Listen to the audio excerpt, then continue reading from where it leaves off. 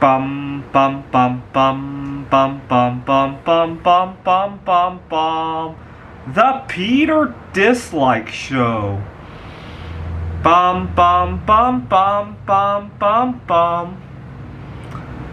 So June 13th is going to be the 13th anniversary since the first time I ever went on a date with myself, and I thought that would be a good day to raise awareness for singles in general, especially people who are romantic toward themselves, but singles as a whole as well. And my dream, and I know this is a pipe dream that's far, far away, but it's always good to keep track of what your ultimate goal is. My dream is that if all singles across all industries were to stop working for one day, think about what would happen.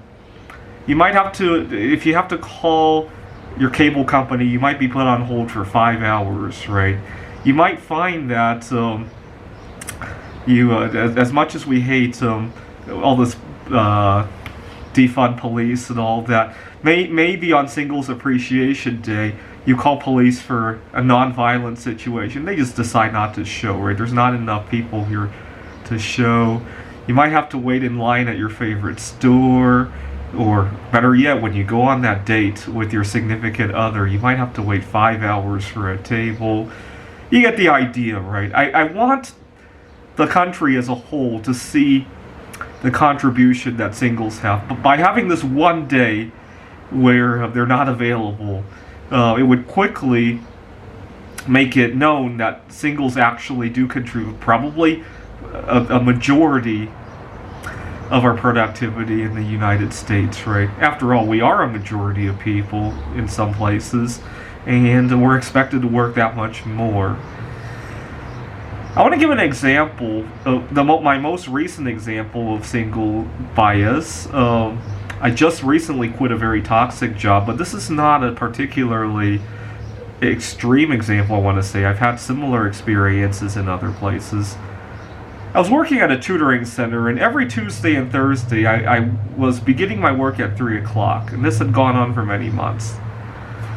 One day I get a phone call. It was maybe 1:05, 1:10 in the afternoon, and my boss said that one of my colleagues had a difficult time with one of the SAT chapters. He hadn't tutored that for a while, and asked if I could come. And you got to understand, the area we live in, Scottsdale, is not geographically tight. So how he could expect that I would be anywhere close is beyond me. I'm normally not a very fast driver, and I raced there because I'm thinking to myself, God, one of these days I'm going to need a favor too. Let's do a favor so that I could ask for a favor later. We had a couple of events coming up that I wanted to go to and all that. I naively thought I was kind of putting some money into a savings bank, if you will. Naively. In fact, I was putting money into Zimbabwe dollars, right? As I came to find out. Or better yet, into aluminum back in Napoleon's time, right? That's what I was putting into the bank, right? Unfortunately. And so I finished with that student, and I leave work that night, I think 9 p.m., and my boss says, oh, by the way, the student that I had at 1 o'clock, he really liked your work. Now, the problem is the student could only come 1 to 2, which left me a gap with nothing to do. The area of the city is not somewhere that I like to hang out. That they don't have a very good place for eating. It's just disgusting to eat in there. I hate to go into all the details. It's just an hour of dead time. And in fact, the following week, when I asked the student, would you be able to come 2 to 3?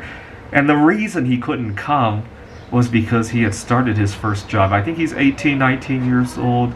And I'm supposed to feel happy for him, but I'm giving up an hour of my time so that he can go work. And it just became a mixed feeling. I'm trying to feel happy for him for starting his first job. I remember my first job, right? And long story short, our tutoring center thanked me for risking my life racing there and filling in for my colleague, by giving me this wonky hour, and now my colleague has this 1 hour that's freed for him. He doesn't have to, and that's how people thank me for my good work. I talked about this in another video as well, but that's how people thank me for my good work, because I'm single, right? If I had childcare issues during that 1 hour, or even if I had a spouse and I needed to drive her to work, maybe we only have one car, we're really struggling, right? That might have been a different story, right? And so on June 13th, I want the nation as a whole to see what it's like if singles were to not pull their own weight, and so that we can be more appreciated for who we are. So join me on June 3rd. Schedule the day off peacefully if you can, but if you can't, just walk out, right? Maybe on June 12th, start coughing your guts out, right? And pretend you have a new disease that might just spread across the whole office, right? And then just call off, right?